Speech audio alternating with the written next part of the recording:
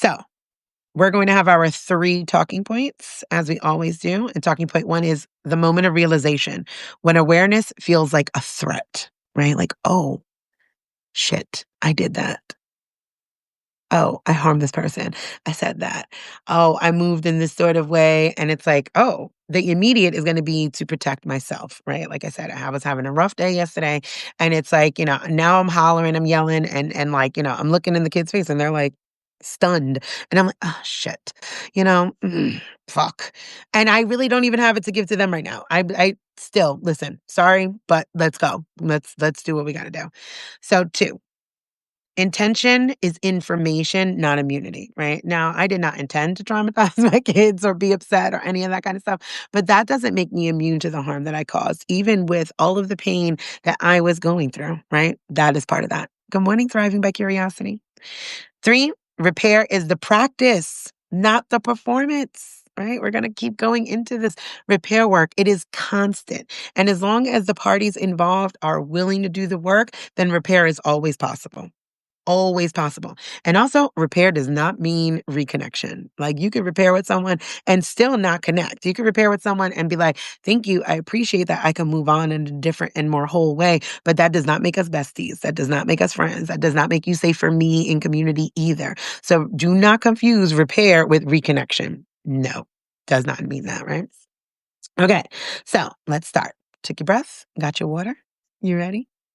Ready, let's go. Okay.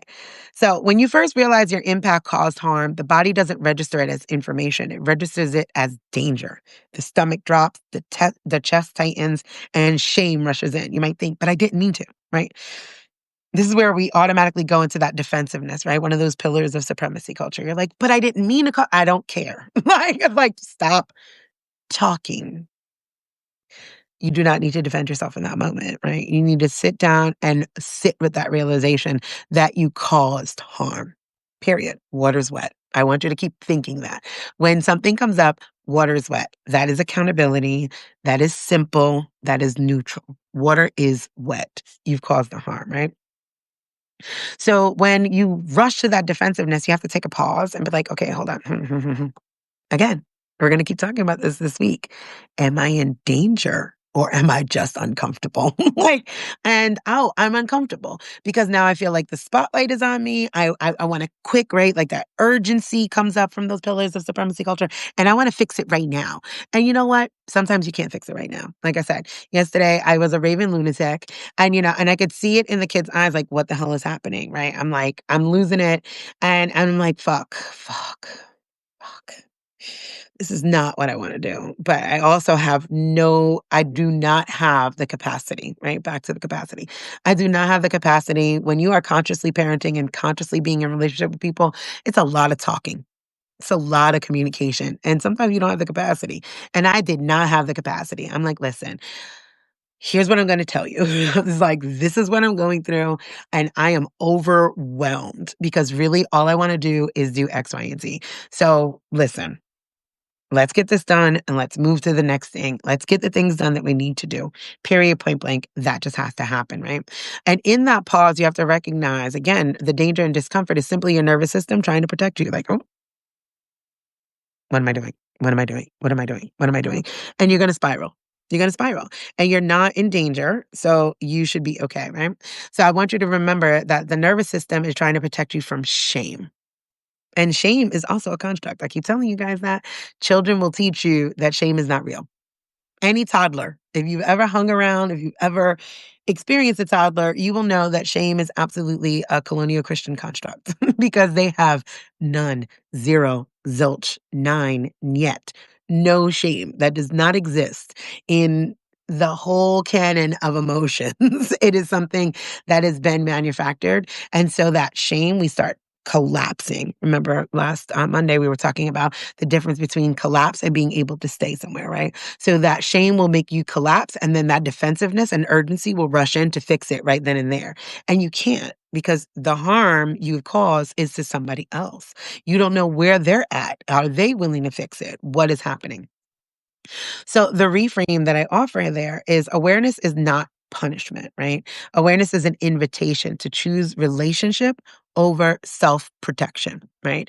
In that moment when I realized I was being an asshat with the kids, I did not turn around and be like, I did not blame them for what I was going through. I owned it. Now I can't make the repair at that moment, right? Listen, I'm overwhelmed. I'm going through some things. This is what's happening for me in this moment. I apologize for that. I am going to be short tempered. This is where I'm at. Here's what I need.